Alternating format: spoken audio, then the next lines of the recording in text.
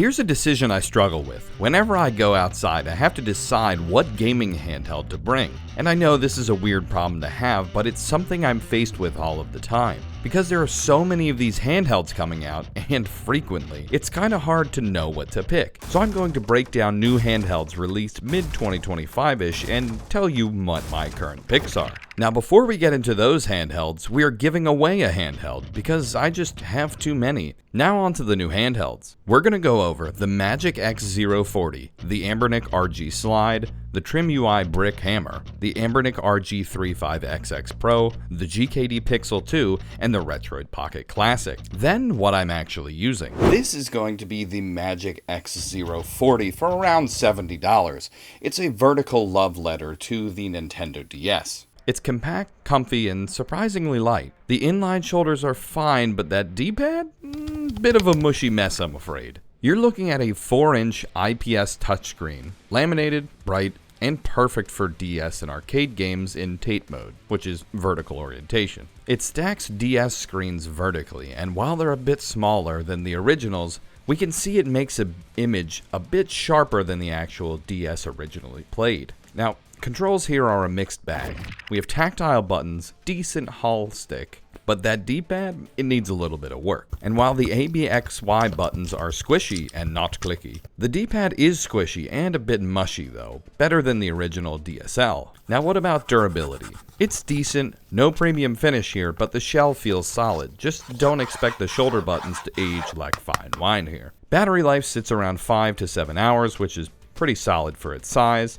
It charges via USB-C and takes micro SD cards up to 512 gigs. You also get Wi-Fi, Bluetooth, stereo speakers, and a vibration motor, surprisingly complete I/O for this Android device. Now speaking of, it runs Android 10 with a clean, vertical-first launcher made for DS-style games, and the system comes preloaded with a hefty retro library. And it was really nice to not have to deal with any sort of setup. It just worked right out of the box. It's powered by an all-winner chip with 2 gigs of RAM. Good enough for DS, GBA, and some light arcade, but I wouldn't expect GameCube or PS2 miracles here, and maybe bring your own D-pad. This thing is an odd aspect ratio, so I wouldn't be surprised if this was a once-and-done console. This is the Anbernic RG Slide for around $180. Think of it as the PSP Go that's absolutely yoked. Ergonomically, this thing is thick, nearly 400 grams with active cooling built in, so yeah, it's not pocketable. But that sliding action? Satisfying and incredibly chungus. The display is 4.7 inches at a 4:3 aspect ratio at 1280 by 960. And for some reason it has a 120 Hz refresh rate. It's bright, sharp, and made for retro games. But it is also a fingerprint magnet, so keep cleaner on hand.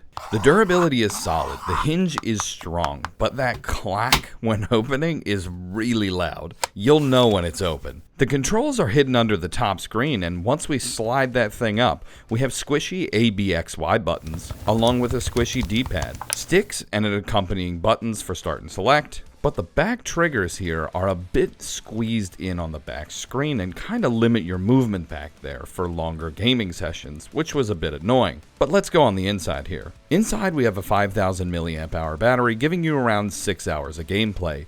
It charges via USB-C and supports video out as well. You have capacitive sticks, responsive buttons, and decent haptics, Bluetooth, Wi-Fi, stereo speakers, micro SD support, gyro, and even a fan for cooling. This thing is fully loaded for an Android device, which speaking of, it runs Android 13 with a custom launcher and pre-installed emulators. Plus, weirdly, a built-in AI tool that feels a bit like bloatware but works for translation, I guess. I wasn't able to figure it out. Performance-wise though, the Unisoc T820 and 8 gigs of RAM handle PSP, DS, Dreamcast, and even some GameCube and PS2 very well. Retro stuff here works great, and if you have some Android games, you get them done too. So the pros for this one are that it has a 120 Hz display. Not sure that if you'll ever get up that high, but that. The slider design, the solid performance, and what about the cons? Well, it's thick. It's really loud when it slides, but gets that point across. It's not the comfiest for long gaming sessions, but if you want something that slides in this form factor, this is pretty much it. This is the TrimUI Brick Hammer for around $150.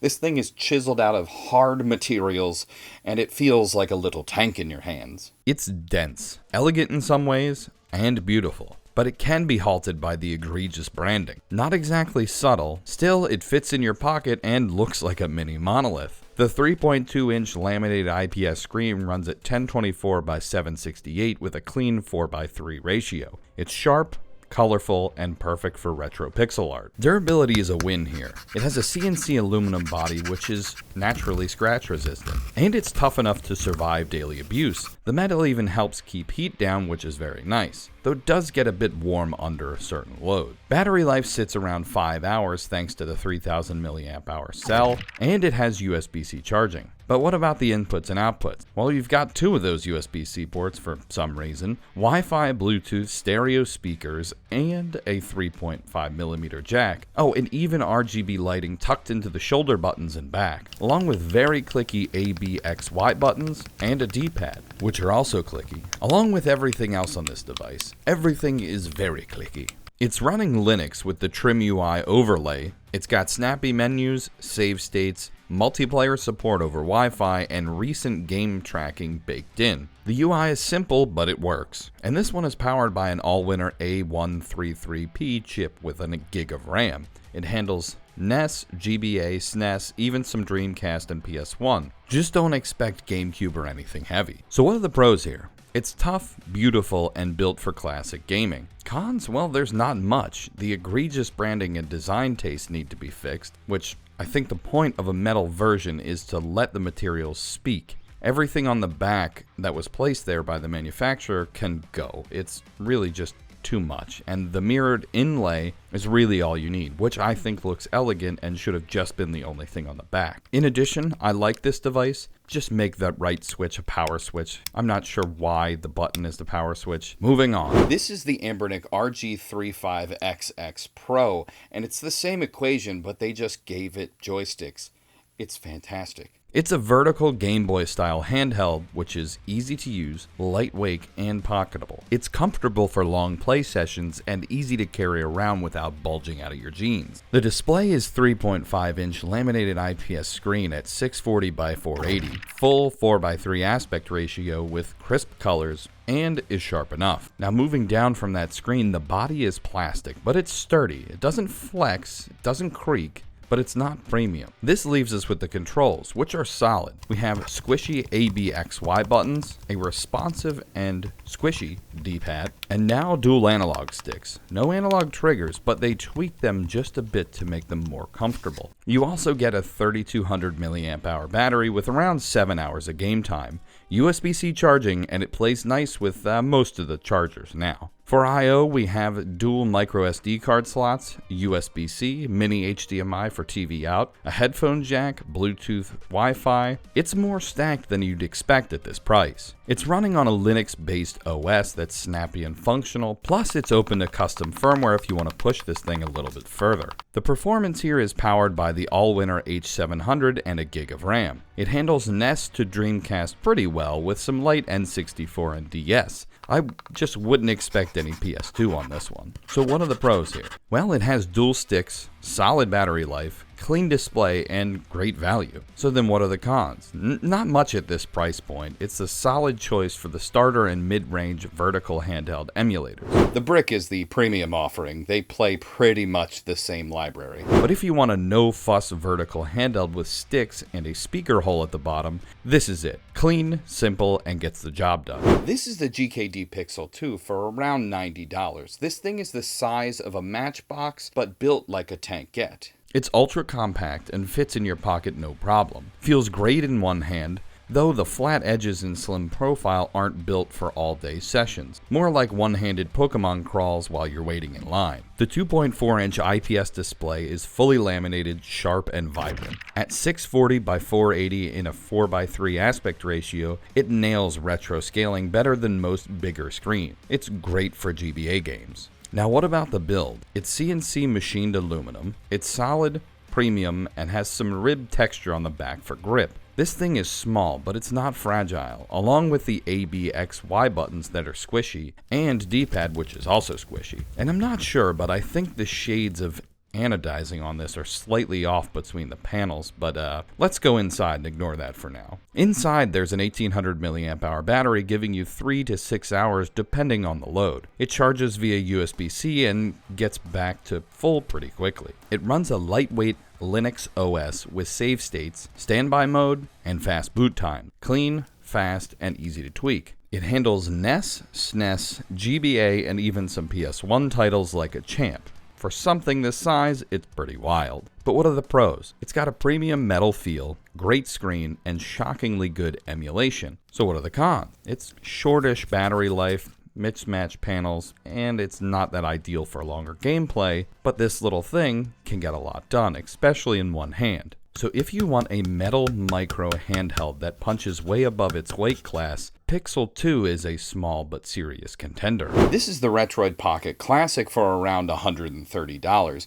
a modern style Game Boy with a lot more power under the hoods. Ooh, and Android. It's vertical, compact, and light. Feels great in the hand, spacious enough for bigger hands, but still portable. The matte finish gives it durability and the layout's super familiar. Front and center we have a 3.92-inch AMOLED screen at 1240 by 1080. Deep blacks, vibrant colors. It really makes retro pixel art absolutely shine. Now it's built from lightweight plastic but still feels solid. No creaks, no flex. It does feel a bit hollow inside, but that keeps the weight down and the comfort up, along with this massive square speaker at the front, which sounds pretty good. Now inside we have a 5000 milliamp hour battery with active cooling. You'll get 12 plus hours on lighter systems and about 5 to 6 when pushing Dreamcast, PSP, or anything more than that. Luckily it charges fast too, which 27 watts over USB-C is pretty good. You also get all the extras: Bluetooth 5.1,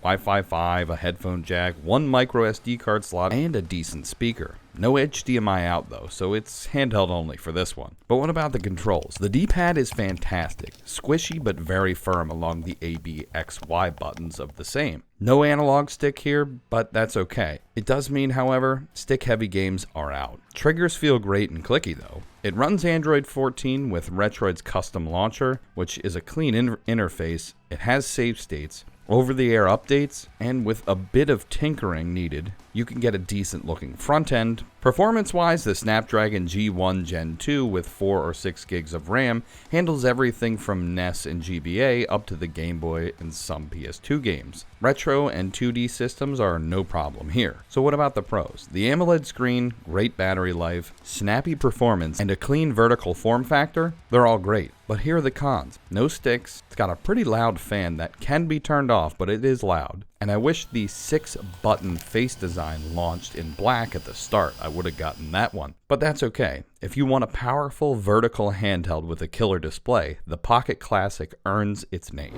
So those are the handhelds that didn't get full dedicated reviews, but which ones am I taking with me when I go and touch grass? The Switch 2, the GPD Win 4, and I will be adopting the hammered brick.